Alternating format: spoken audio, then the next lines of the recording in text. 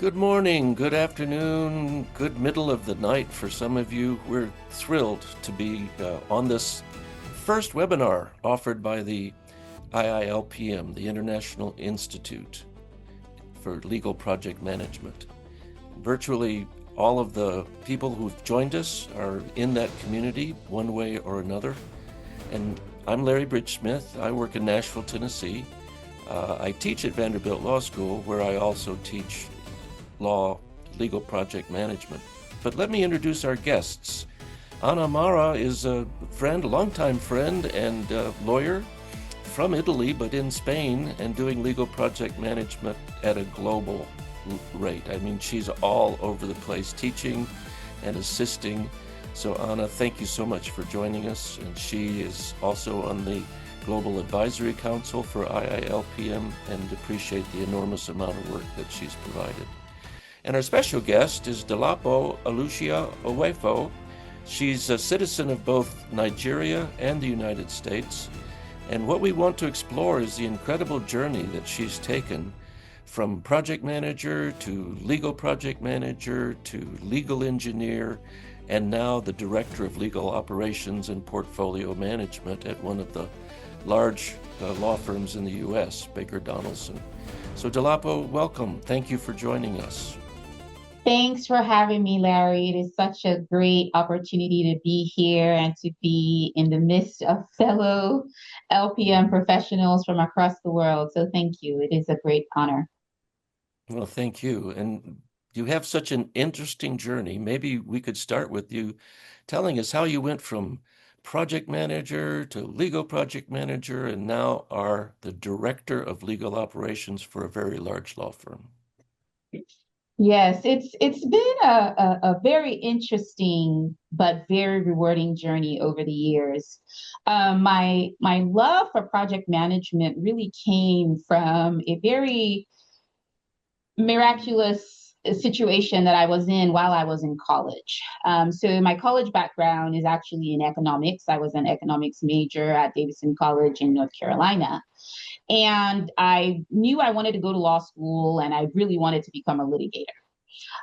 While working, on my resume to get me into law school, I had actually applied for an internship while I was in Nigeria over the summer to work at a law firm. For some reason, internship didn't work out, so I ended up stranded looking for something to do, and a friend talked to me about project management, and he was like, hey, you should check this out. You're a planner by nature, this might be a good fit for you. And that was how I got into the world of project management. I started taking the courses, immediately fell in love with it. It just worked very well for the type of person that I am, keeping things very organized, documented, following up. It's just my nature. And so while I was in college, I continued taking the courses, decided to actually go ahead and get certified as a CAPM. So I got certified while in college as an associate project manager. Eventually got into law school. I went to Vanderbilt, where I had the pleasure of meeting Professor Larry Bridge-Smith. And I believe it was in my 1L year, we got the opportunity to take some elective courses, and I saw he was offering a course on legal project management. And I decided, let me take this course just because it might be easy. I'm already a certified, associate project manager. This is just going to be an easy class, something to take the heat off of all the intense law classes that I was taking. Went into this class and absolutely fell in love with the entire discipline of legal project management. And I think it also speaks to Professor Bridge-Smith's, teaching ability. He really had a passion for it. He let us see the value that legal project management could really bring to the practice of law. And that was when I realized that this was really something that I was passionate about. This was something that I wanted to build a career on. I didn't just want to obtain the skills and then just kind of, have it as something in my back pocket. No, I wanted to hone those skills. I wanted to become a legal project manager and really build a career from it. And so Professor Bridge-Smith had introduced me to a couple of firms that had just started out in legal project management at the time, with my current firm, Baker Donelson, being one of them. And they were at the very forefront of this. They were just starting to build out their own proprietary legal project management technology. So I was very amazed that there was a firm willing to do this, willing to invest because, legal project management is not really something that lawyers go along with. It's kind of, counterintuitive to the practice of law. And so I started, reaching out to the firm, expressing my interest, and lo and behold, after graduation, an opportunity came and I was able to join the firm as an assistant legal project manager. So I started at the very bottom of the playing field, but it was great for me to start off as an assistant legal project manager because I was able to really be on the forefront, working on every and anything that could come across my way. I was supporting other legal project managers across different practice areas, litigation, financial services, health law, special projects, you name it. I was there to assist.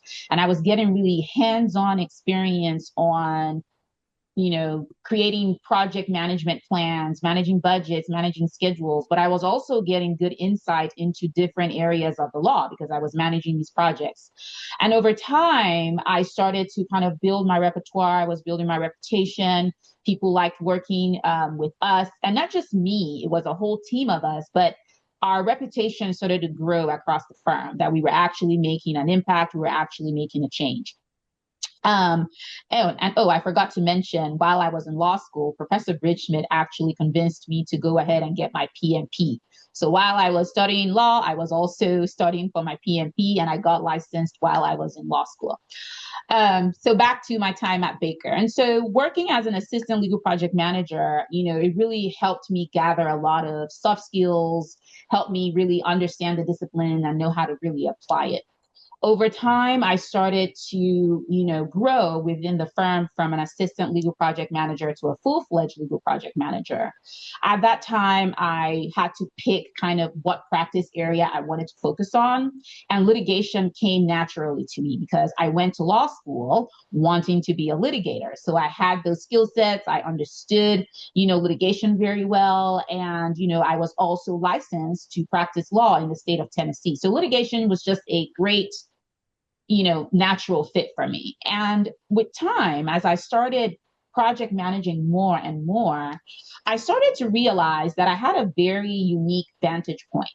I was managing these projects over and over again, and I could see over time how to make projects better, right? Because I'm having quick turnarounds of different types of cases, different types of attorneys, different types of client needs, different types of problems.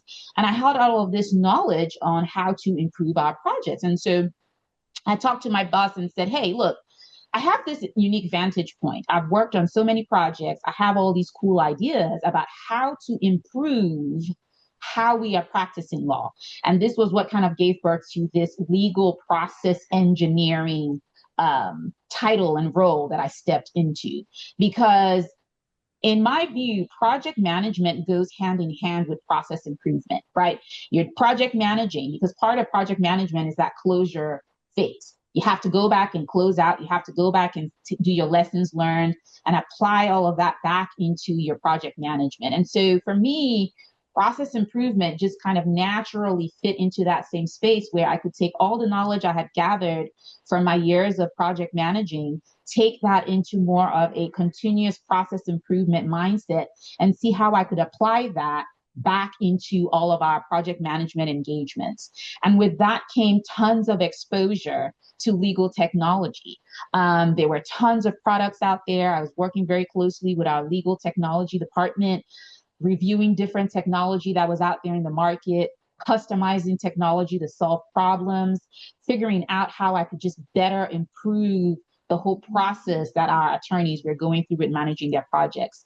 And this led then to me taking the lead on designing customized matter management systems for our clients, designing customized portfolio management systems for our clients. And so it just kind of was a natural progression from traditional project management into more process improvement, process engineering. And that's kind of how that journey flowed over there. Over time, working on these large portfolios, right? I'm doing the project management, I'm doing process improvement, I'm process designing. Over time, it was kind of a natural progression here too. My portfolio sizes started to grow. So now I'm going from small matters to medium-sized matters to large matters to then small portfolios, medium-sized portfolios. And then all of a sudden I'm managing large 1,000 matter type portfolios and engagements. And in that role as director of legal process engineering, I had to start to liaise very closely with legal operations professionals that worked for our clients because they were the ones kind of running the ship behind the scenes, working with their attorneys, working with our attorneys at our firms. And so there was really this close relationship between the process designing and process management and project managing that was, a very close relationship with the legal operations teams that worked for our clients. And over time, I started to realize that a lot of the work that we were doing, managing these portfolios, was really legal operations work as well. We were behind the scenes running the operation for our attorneys. We were keeping up with the budgets. We were keeping up with the workflows, keeping up with documents, keeping up with knowledge management, keeping up with so much behind the scenes to make sure that the portfolios were running smoothly. And so over time, we realized that we were really at that sweet spot of legal operations as well, but on the firm side. And so with all the years of experience and all the knowledge that I had gathered, I then stepped into this new role as director of legal operations and portfolio management at the firm, where I have a team of legal project managers that I work with who then get staffed on portfolios, on projects, and then we also take on, other things. So aside from the traditional legal project management, we also do process improvement, workflow optimization. We do a lot of data and analytics reporting because when you're managing all of these large portfolios, there's this large influx of data. And so this is where my econ background from college, little did I know that it was going to come back to become very useful because now I have tons of data at my disposal. I'm managing large engagements. I have tons of data. What do I do with this? And so now I'm at that point where I can take all of that information across the portfolios, use that data to really come up with, good insights, good litigation insights, good practice insights, and use it to help my clients to make better decisions, right? And so that's kind of how my journey progressed from a college student who just happened to take some, project management courses to going to law school, encountering, Professor Bridge Smith, finding out that this area was going to become my passion and really just getting into the field and over time just evolving based on all the experiences that I've had. This journey reflects the journey of many law firms and legal departments. They started to discover legal project management at first. Then we have the discovering of legal process improvement, workflows, automatization, and now more and more legal operations. So can we see how the legal environment is changing, and do we expect to have more and more changes because the influence of new technologies like, for example, artificial intelligence? What are your provisions? The legal industry has changed so much over the years. When I first started, right, legal project management was not even a thing. There were very few firms that were practicing it or even believed in it. Over time, you started to see the change because clients started demanding legal project management. Clients started demanding, look, if you want to handle our portfolios, you need to have folks that are trained in LPM. You need to have a dedicated LPM manager. And so, over time, you have seen that change. Now we're kind of at a point where if you are a law firm and you don't have a legal project management staff, you're kind of already behind because now the clients are driving the demand for that. And the nature of the work is also requiring that. Over time with technology and all of the advancements in AI, now you have to figure out how to work smarter, right? The bespoke practice of the law, billing by the hour and just, billing whatever, you want to bill, that's slowly dying. And so now you need to have structure and processes in place to make sure that you are operating as efficiently as possible, that you are leveraging the technology to make sure that you are not losing your volume. Because what a lot of people fear with AI and with all the legal technology is, well, I'm losing my hours, right? I'm not, all this technology is going to replace some of the work that I'm going to do. It may take you less time to do certain things, but that's where having processes in place to make sure that you're keeping up with your volume, that's where they become very critical and necessary. And so a lot of firms are catching on that. And so now you're having more firms investing in having that legal project management talent, because at the end of the day, the legal project managers are not just going to project manage. They are going to start to see the places, the areas where the technology needs to be leveraged, where the technology needs to come in place and replace something to do it better, faster, and cheaper. So I think we are going to definitely see more evolution coming over time as AI continues to explode at the rate that it's going. We are going to definitely need more people to step into that project management mindset, the process improvement mindset, operations mindset to figure out how can we keep up with all of these changes, but still keep things efficient, still keep things profitable for the firm as well.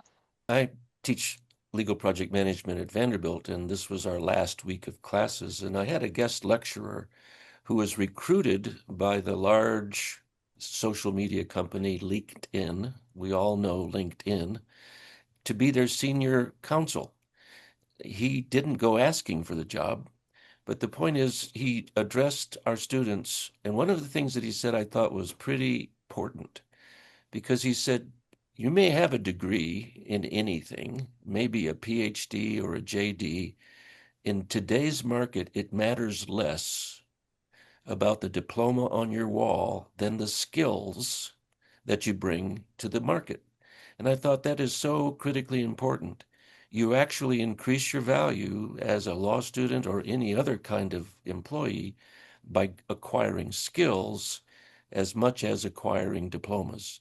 So certainly LPM and even AI are skill sets that advance someone's value in the marketplace. Do you think that's true, Dolapo? Did he tell the truth? Very true. That is very true. Very, very true. Having these skill sets definitely sets you apart, because when you step into the real world and you step into the practice of law, let's use the practice of law as an example, right? You're running your own business. So if all you know is the black letter law and you have no idea how to run your own practice, because your own little practice, even though you work at a firm, your own little practice is your little business. And that's what I always tell, our associates when I get to train them and speak to them, when they join the firm and we're training them on LPM. It's like you need these skill sets to know how to survive. You need to know how to plan, you need to know how to manage, you need to know how to do all of these things so that you stay profitable. So even if you graduate at the top of your class and know the law, but you join a firm and you're not working efficiently and you're not profitable, it's you're losing value. The firm is losing money, and then that could actually cost someone their job. So I always tell folks, having these soft skill sets, all these other skills, they really do add value. Right now, when we are working on projects, we're always scanning through, our timekeepers to figure out, oh, who has experience in AI? Which associates know how to budget? Which associates know how to work some of these legal project management tools? They are sometimes preferred for certain projects because they have these other skill sets that set them aside. A lot of the times, folks will defer to the same associate over and over again because they are great project managers alongside being great attorneys. So there definitely is a lot of value in obtaining skill sets like these because it helps you manage yourself better. So you're not wasting time, wasting effort, and also helps you be a better attorney to your clients as well. Well, if someone wanted to find another Baker Donelson like you did, maybe not all law firms are as forward thinking. What would you advise for someone who would like to get into a law firm or even a legal department with an appreciation and a desire to have these skills on board? What's your counsel there? I think, well, first off, I was very lucky to find Baker Donelson when I did.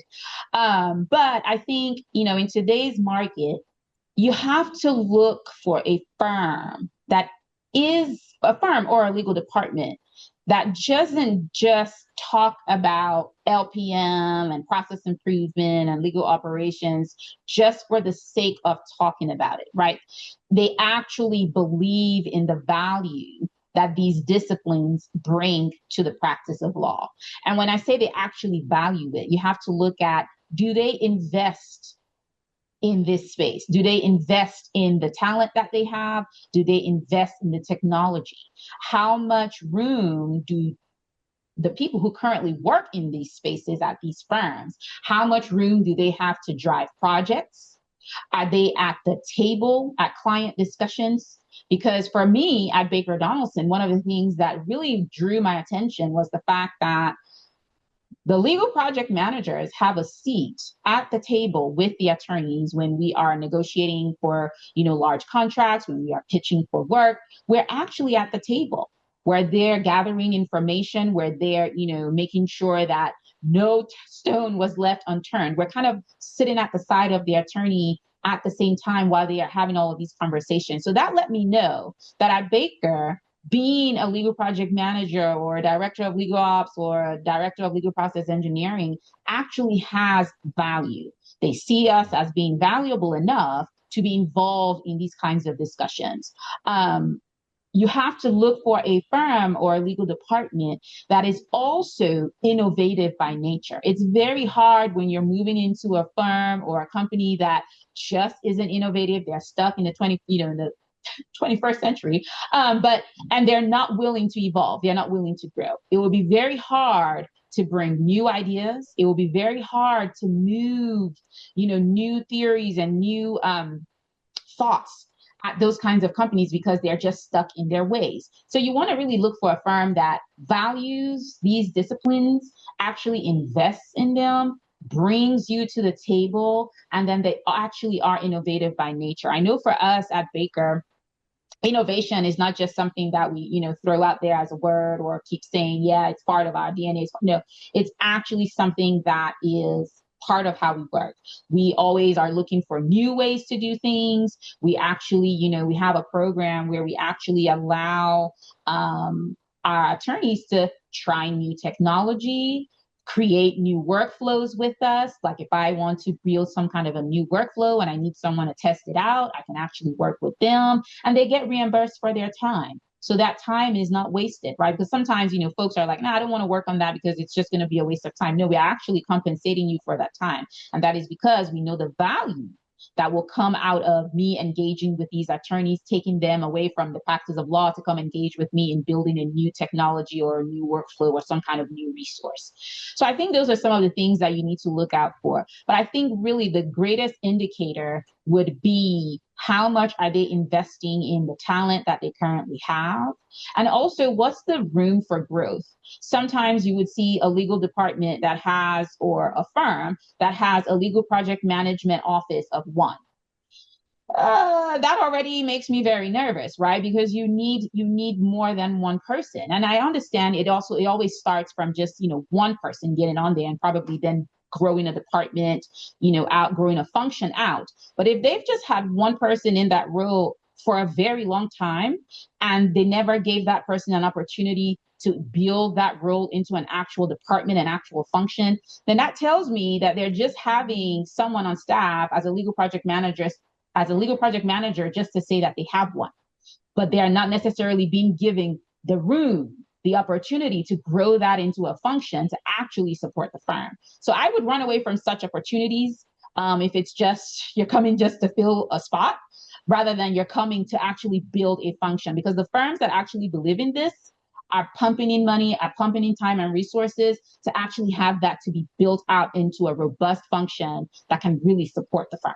Yeah, well, I was thinking to decision making. I mean, you mentioned it, you said it is very important for your clients to make the right decision, but I think it's very important also for you and your team as legal project manager or legal operation officers.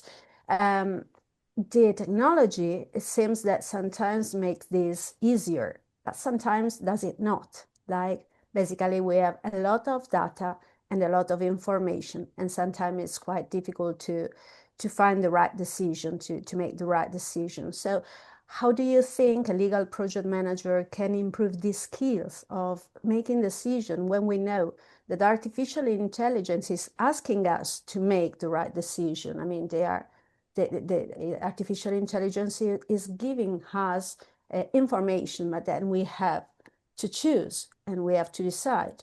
So how do you improve these skills? That I think it's quite important for the future. In general, for every kind of profession, but especially for legal project manager that have to decide so many things about projects and processes.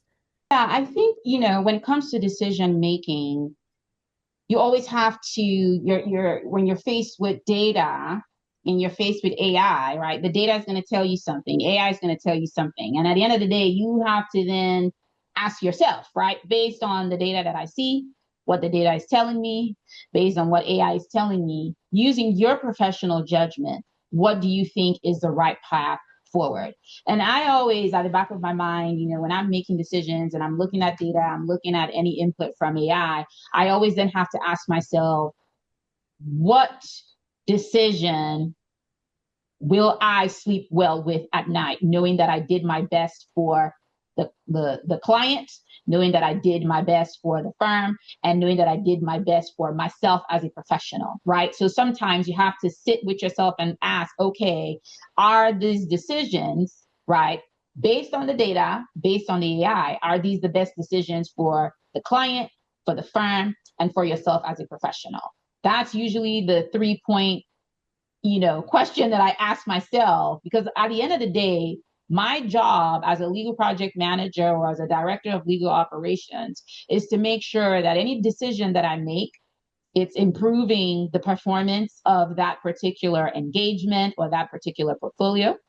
It is improving the reputation and profitability of the firm, and it's increasing the value that I offer that engagement. So if any of my decisions are not increasing value, they are not increasing or improving the performance of that particular matter or the portfolio, or it's not, bringing any profit or benefit to the firm, then that already is a negative impact on me as a professional, right? Because that is my job. My job is to come here and make sure that those things happen. So if I cannot, through any of my decisions, bring any of that to the firm, the client, or the engagement, then I'm failing myself as a professional, and I don't think that would be the right decision. But again, it's based on what the data says. You can include what AI is telling you to do, but ultimately the human decision rests on you as a professional to think about those three things before you go with any decision that you want to make. Dolapo, you've made 30 minutes seem like 5. So thank you so much for your insights and for wonderful experience that you're willing to share.